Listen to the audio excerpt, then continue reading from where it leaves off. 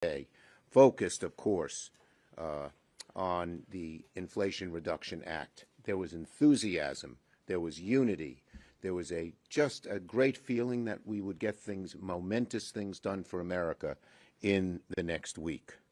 The Democratic-led Senate is focused on these priorities for Americans: lowering costs, reducing inflation and the deficit, helping our veterans, and better competing with countries like China. Democrats are working to solve the real problems in people's lives. These are things we hear about every day from our constituents.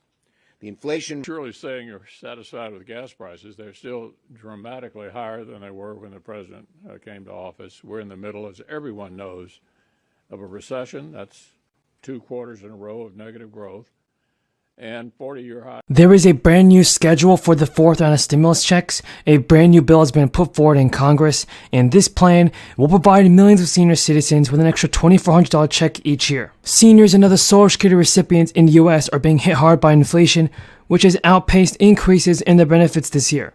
And now some lawmakers have a plan to boost Social Security payments by $2,400 per recipient annually. The Social Security Expansion Act was introduced this week by Representative Peter DeFazio, a Democrat from Oregon, and Bernie Sanders, an independent from Vermont. The plan comes after SSA earlier this month said Americans will stop receiving their full Social Security benefits in roughly 13 years without actions to shore up the program. Social Security recipients will receive one cost of living adjustment each year, which is based on inflation and is supposed to keep their benefits in line with rising prices. But this year, beneficiaries are seeing their purchasing power wane as inflation overtakes their latest COLA increase of 5.9%. In May, it rose 8.6% from a year ago, a 4-decade high that pushed up the cost of food, shelter, and other staples. The new bill would seek to lessen the strain on people collecting Social Security by boosting each recipient's monthly check by $200, an annual increase of $2,400. Martha Sheehan, president of the National Association of Registered Social Security Analysts, said that many seniors rely on Social Security for the majority, if not all, of their income. $200 a month can make a significant difference for many people. The average monthly Social Security check is about $1,700, so a $200 increase will represent a 12% boost. The bill would also make several additional changes to the program, including buttressing the program's funding by applying the Social Security payroll tax on all income above $250,000. And currently, earnings above $147,000 are not subject to the Social Security tax. Although the bill would likely face obstacles in Congress, lawmakers are likely to take steps to shore up Social Security given the eventual shortfall, which will result in a cut to monthly benefits by about 20% starting in 2035. And now Bernie Sanders said that he would support a re-election bid by the president if he decides to run for another term. These comments come after one day after Alexandria Ocasio-Cortez decided to say whether she would endorse a Biden campaign in 2024. And asked if he would support the president in 2024, Sanders told CNN, "It's probably a little too early," before adding, "Biden will probably run again, and if he runs again, I will support him." Now, Bernie Sanders, who ran for the White House against Biden in 2020, also said he would not mount a primary challenge if Biden is running. The White House reiterated on Monday that a new round of stimulus could be on the way for many Americans, everybody. Now, this new bill could guarantee low-income households with monthly stimulus payments. As long as they qualify, eligible people could receive up to $1,200 in extra relief. Now, this is awesome news. And according to the Washington Post, Democratic and Republican lawmakers have held early discussions about a new round of crisis relief stimulus spending. A bill for a guaranteed income program proposed by progressive Democrats in Congress is calling for ongoing $1,200 monthly stimulus checks for adults, plus $600 for each child in the household. The program, called the Support Act, which was introduced in the U.S. by Minnesota Democratic Representatives Elon Omar and co-sponsored by Representatives Pramila Jayapal and Cori Bush. Omar said in a news release about this bill, "For too long we have prioritized endless growth while millions of people are homeless, hungry, or without health care. The crisis has laid bare these inequalities, and we have the ability to make sure everyone has their needs met." The legislation would set up a $2.5 billion grant fund that would pay for the pilot program. It would pay $1,200 monthly for adults and $600 monthly for each child in the home.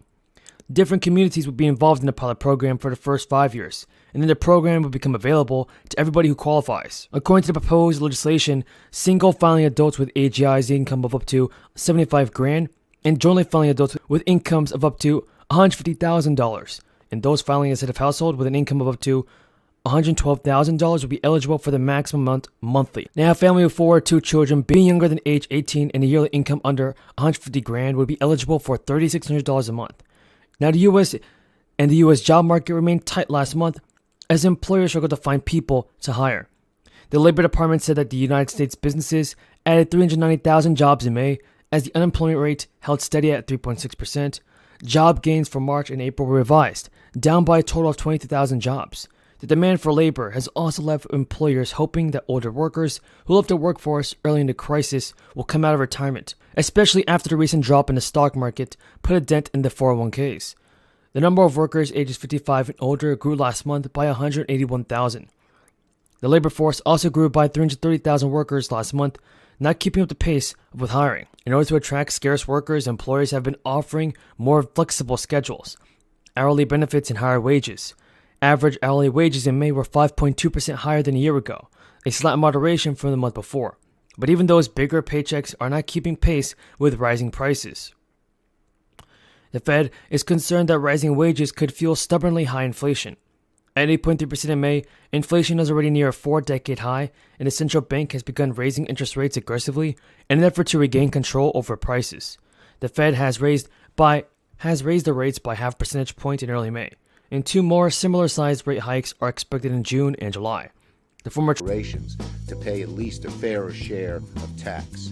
The idea that we can actually reduce inflation while doing all these things, creating good-paying jobs, and the idea that we finally will start leading the world instead of following the world in terms of reducing the amount of carbon, poison carbon, that's thrown into our atmosphere is just, it's breathtaking, and it gives Democrats really a jolt of happiness, as it will give Americans a jolt of happiness. So, we're on track to consider this groundbreaking legislation later this week. The reviews from the inflation experts and the climate experts are all saying that this bill will have a major impact in both areas. Now, this is, where's Larry Summers? I thought we had a Larry Summers thing. Oh, are those his quotes? No. Yes. In our caucus, we showed a video that got a lot of chuckles. It was Mitch McConnell saying, the expert on inflation is Larry Summers. The expert on inflation is Larry Summers. And then we showed what Larry Summers said about the Inflation Reduction Act, that it will lower inflation. And that's what all the experts are saying. Just about every expert who looks at it says it's going to reduce inflation. Even Maya McGinnis and the Committee for Responsible Budget has said it will reduce inflation on all fronts. So the Republican idea that this doesn't do that is makes no sense. In addition, the nonpartisan group